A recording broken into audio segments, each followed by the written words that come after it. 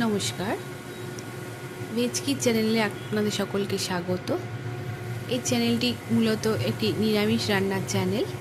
এই চ্যানেলের মাধ্যমে আমি কিছু ইউনিক রেসিপি দেখানোর চেষ্টা করব। আজকের রেসিপি হলো পনির ভুর্জি। প্রথমে কড়াইতে 2 চামচ সাদা তেল দিলাম।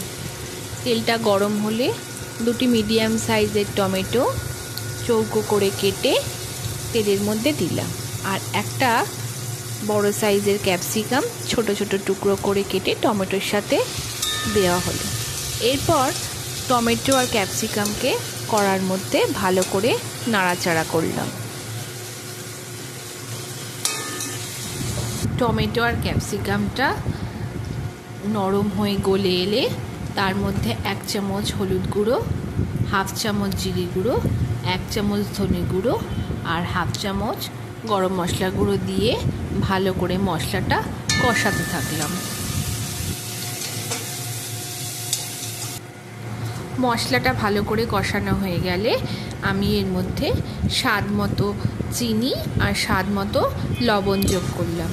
আমি প্রথমে আদা আর কাঁচা লঙ্কা বেটে রেখেছিলাম, কিন্তু ওটা যোগ করতে ভুলে গেছিলাম বলে ওটাকেও আমি সঙ্গে সঙ্গে দিয়ে দিলাম। দিয়ে মশলাটাকে ভালো করে কষাতে থাকলাম। নুন আর চিনি দিয়ে মশলাটা ভালো করে কষানোর পরে আমি আগে থেকেই 200 গ্রাম পনির গ্রেট করে রেখে দিয়েছিলাম। সেই গ্রেট করা পনিরগুলো কড়াইতে দিয়ে ভালো করে মেশাতে থাকলাম। মনে রাখতে হবে পনিরের মধ্যে যেন একটুও ডেলা না থাকে, তাহলে তরকারিটার স্বাদ ভালো হবে না। এরপর ভালো করে পনিরটাকে মিশাতে শুরু করে দিলাম। পনিরটা ভালো করে মেশানোর পরে আমি উপর থেকে খানিকটা কসুরি মেথি হাতের মধ্যে ক্রাশ করে উপর থেকে ছড়িয়ে দিলাম এবং খানিকটা ধনেপাতা কুচি করে কেটে উপর থেকে ছড়িয়ে দিলাম। এরপরে কসুরি মেথি আর ধনেপাতাকে ভালো করে নাড়াচাড়া করে পনির ভুজি রেসিপিটা আমার তৈরি হলো। এই পনির ভুর্জি রেসিপিটা খুবই সহজ। এটি গরম গরম ভাত, রুটি, পরোটার সঙ্গে পরিবেশন করলে প্রত্যেকেরই খেতে ভালো লাগবে।